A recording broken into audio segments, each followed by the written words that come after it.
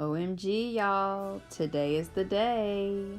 On this day, May 12th of 1945, a book title called The Three Railway Engines, written by minister and railway enthusiast Wilbert Vere Awdry, was witnessed by the public eye for the very first time. And it was this very book that, starting the following year, kickstarted an entire book series centered around steam engines, trains, and more notably, railways, known as the Railway Series. The stories in these books focus on a fleet of various railway locomotives of all kinds, both ancient and recent, and not just any locomotives, but anthropomorphic ones that talk and feel, as you're brought along on their numerous interesting, fun, chaotic, and sometimes heart-pounding adventures that they encounter over the years.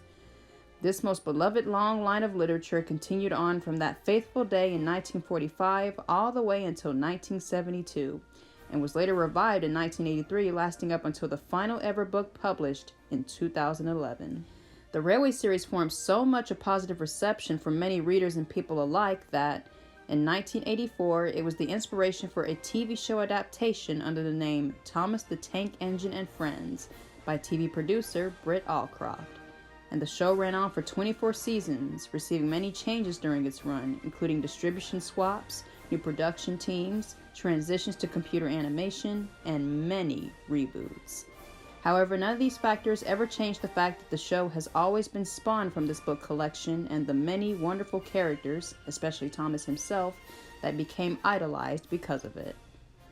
Today, of course, marks the 80th anniversary since that big day in 45, and for this very special occasion for the franchise, this video essay will be a special one in return.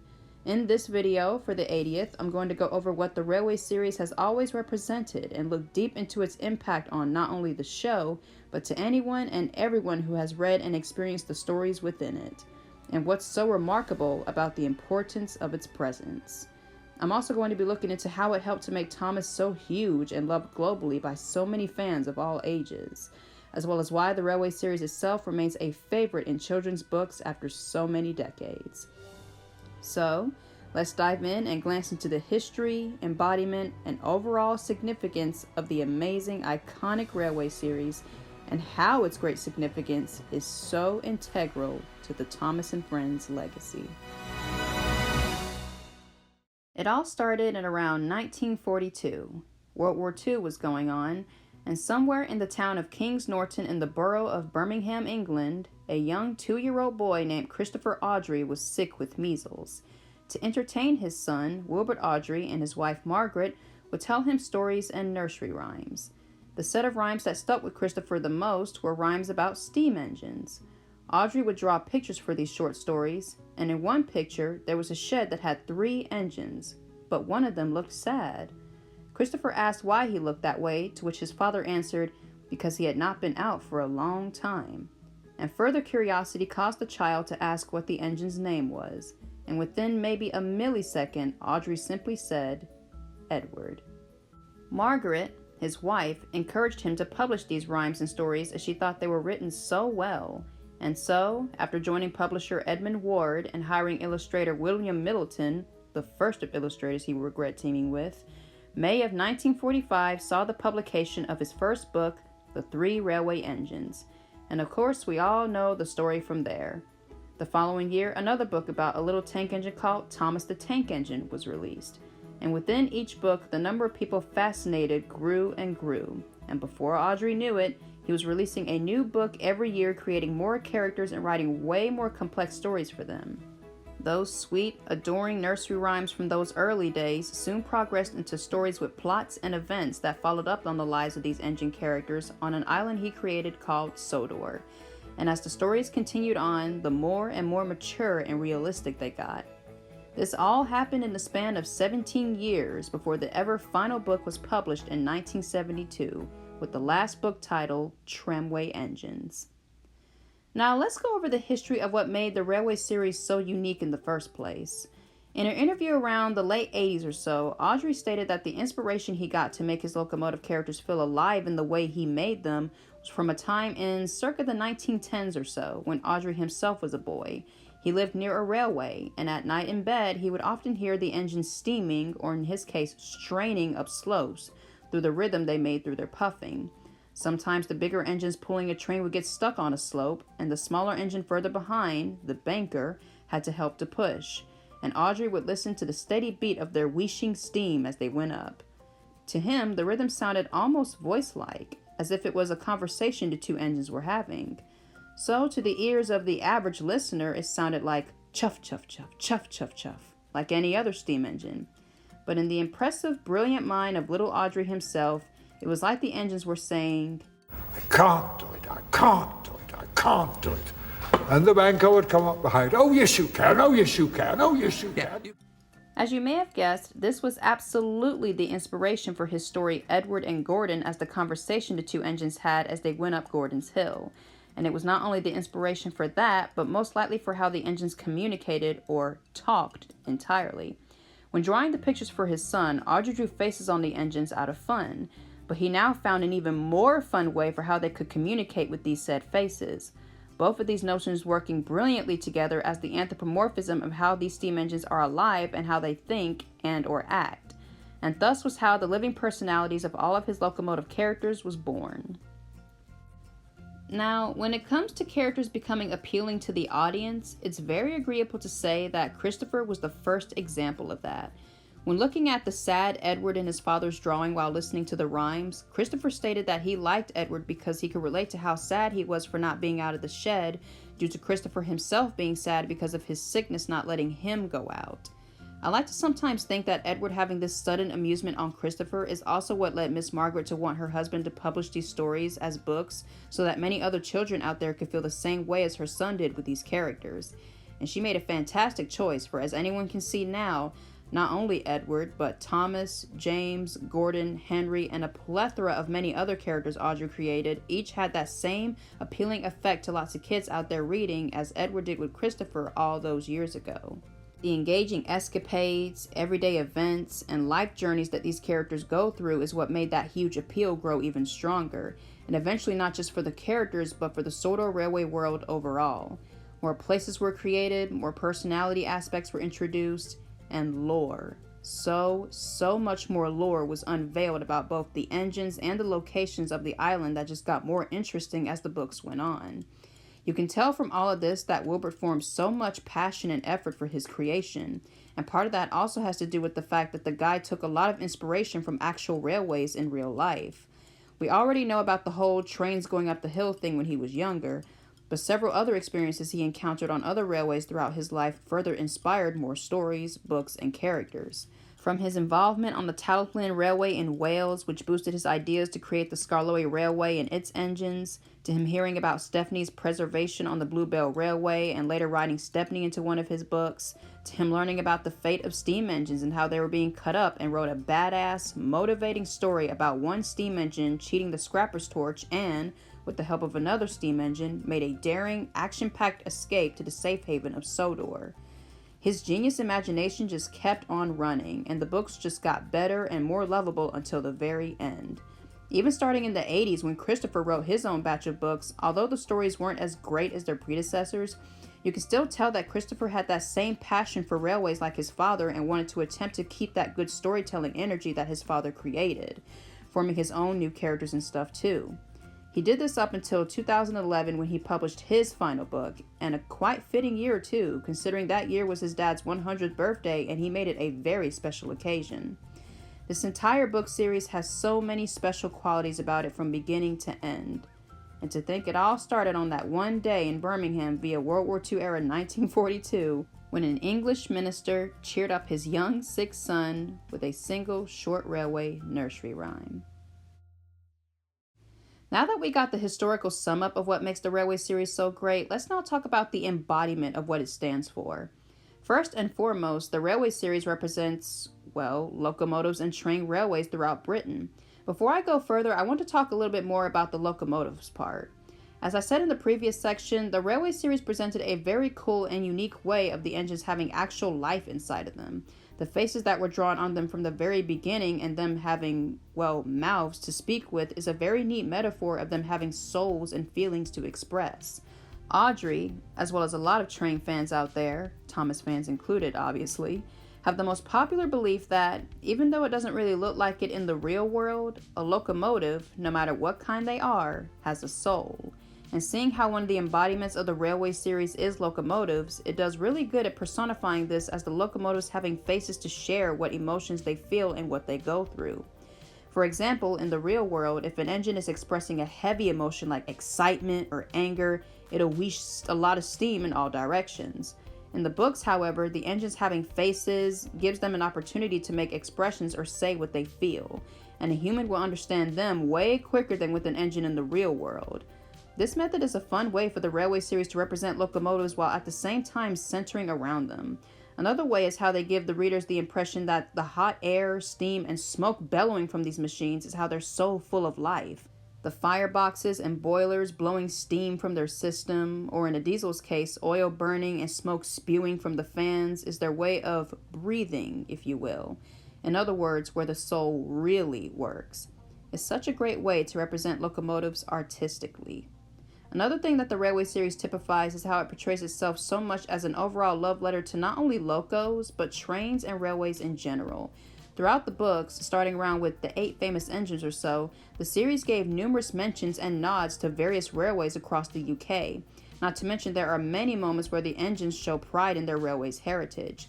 The biggest examples being Duck with the GWR and him meeting the Sea of Truro, and Gordon with the LNER and with Flying Scotsman visiting him. The fact that both Flying Scotsman and City of Truro, and by extension Stepney and Wilbert, all real-life locomotives, appeared in the railway series further shows how the railway series is a huge wink to real-life engines and railways. Also in the railway series, Sodor has many things that are based on actual real-life railways, engines, and locations. I already briefly mentioned the Skarloey Railway being heavily based on the Talyllyn Railway from top to bottom, but there's also the Arlesdale Railway, Cody Fell Railway, and Mid Sodor Railway that were all based on actual real engines and locations. Meanwhile, other railways on the island were inspired by general British railways, with their own made-up history, development, and engines. The lore of how the Northwestern Railway was built feels so realistic, and despite the Northwestern Railway and its history not being real, the history feels like something you would read about on an actual railway in real life in a railway history book. Not to mention the engines themselves are all each from a class of real-life steam engines. Because of this, their real-life counterparts are considered their siblings or cousins.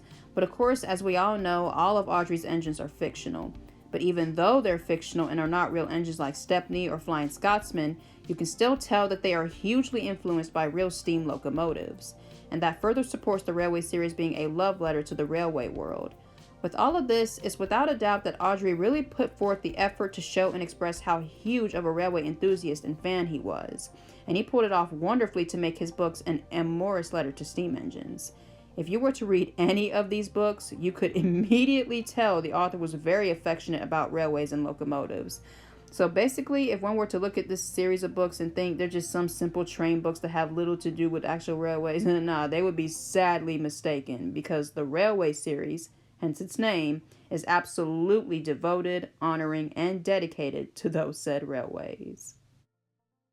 Honestly, one thing that makes the railway series so important to its readers is not only showing readers how it takes place around railways, it educates readers about the basics of the operation of steam engines and gives them a good general understanding of how they work.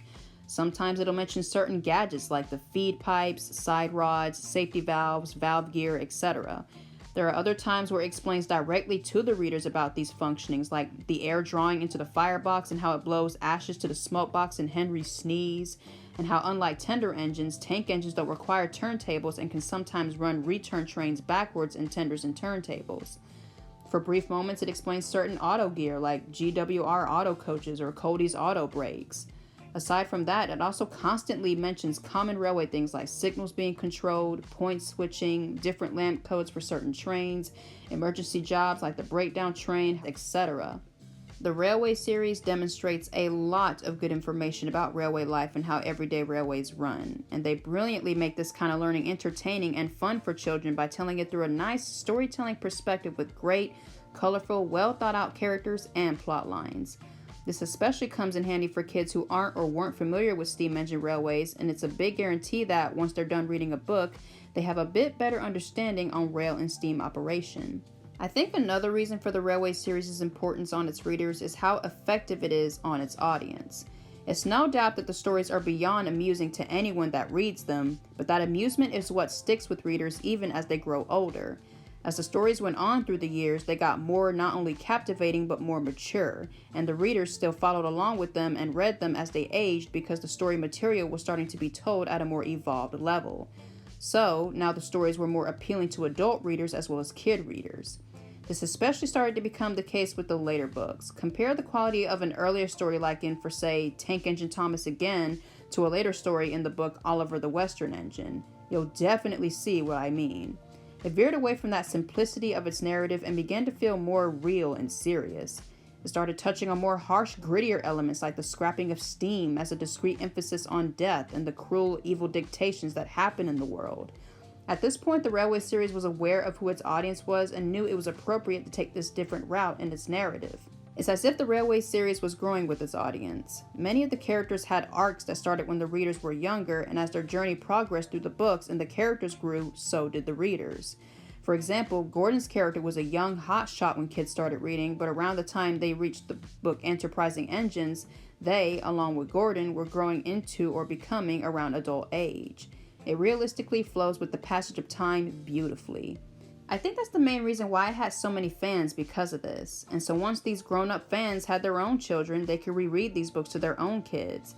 And as their kids continued reading, it would most likely have the same effect on them too.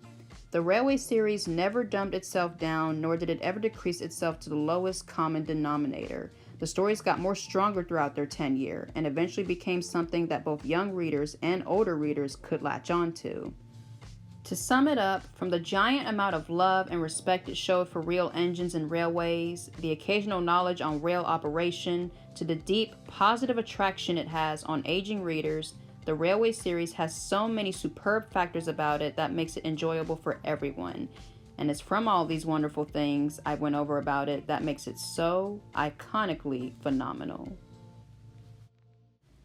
So now it's finally time to talk about the last yet biggest point of all. How does the Railway series play a key role in Thomas and Friends' legacy? For starters, let's all come to the fact that mostly everything amazing that stemmed from the Railway series was directly put into the scripts and sets of Thomas and Friends. The characters, locations, stories, and all. What made the Railway series so special was now being adapted to screens, a more visual representation to the sensational storytelling that the Railway series withheld. So now kids and audiences could be witness to good stories broadcasted on screens as opposed to them being read on paper. So the stories now reached a wider audience, and the thing about TV broadcasts is that you can spread them to other places, specifically other places around the world. So eventually Britain wasn't the only country where Audrey's wonderful writings, now being executed through Thomas and Friends, could be seen. As one would expect, soon Thomas was captivating to children who watched the show just as much as how the stories were alluring to kids who read the original books. Seeing how they were pulled straight from the pages, Thomas, specifically classic Thomas, also withheld the standout qualities. Like the books, the show told the same familiar stories with the likable characters, railway terminology and learning, nods to real railways and engines, etc., though now presented in a unique, real physical model style way that made it appear as if those storybook settings are coming to life and leaping right off the screen. Also, like the books, the story still had that mature narrative structure that didn't feel like it was below the audience's intelligence. They were still stories that kids, as well as adults, could thoroughly enjoy and be content with. The realism of the environment was thankfully pulled from the books too. The world of Sodor still felt real and industrial, and the imagery of the locations from the illustrations is what helped inspire the set dressers to make the show's setting look like actual rail and station yard surroundings. Starting around season 3 or so, the show began to walk on its own, coming up with some of its own non-Railway series stories, and in season 5, that's when this really kicked into action. Despite the show doing this, the stories were still amusing and still felt like Railway series style plots. They, again, didn't play down to the lowest common denominator. They featured awesome morals and adventures entertaining for young audiences while at the same time being engrossing and cultivating enough for adults. And part of that comes from them taking that technique of great storytelling from the Railway series. Also, the showmakers did a clever thing and took something that defined a character in the Railway series and either boosted it by 10 or did something different with it for their TV versions. Even when the show got bad, it was still adored by kids because of the characters. It's them remaining lovable and fan favorites that kept the show's popularity going. Thomas being the youthful mascot character for all of the kids, Gordon being the proud and boastful, James being vain of his paint, etc. Though unfortunately this wasn't the case for all characters. And when the Brenner era came along, that same good storytelling inspired from the Railway series came back again, and the show got good again. And now with Bubba and All Engines Go, the Thomas & Friends brand keeps its origins with the Railway series immortalized, so that even when the brand has reached its lows, that based on the Railway series title will always be a reminder of the show's true roots. So basically, everything magnificent or endearing about the show all ties back to the groundbreaking elements of the Railway series. That is what helped to make the show so charming. The Great Railway series was literally the groundwork to Thomas's success, and of course it pulled off splendidly. Its long-lasting impact on the show and the show's impact itself is why it's so admired and popularly appreciated by people of all ages all over the world. The books, and by extension Reverend Wilbert Awdry and Christopher Awdry themselves, are what we solely have to happily and deeply thank for Thomas & Friends' fantastic 40-year legacy. And as long as the franchise is still running and well, its legacy, as well as the Railway series' legacy, will always be kept alive. In conclusion, the Railway series is so special and integral to both the Thomas & Friends franchise and the fandom. From its history, extraordinary traits, massive well-deserved appeal, and all-around central, huge role into making the show so spectacular and loved worldwide. So we should absolutely be celebrating its 80-year anniversary, because it's just such a terrific book series that means so much to all of us. Thank you all so much for watching. Hope y'all enjoy the celebrations. And 3 cheers for the 80th anniversary of Thomas and Friends. Long live the Railway series.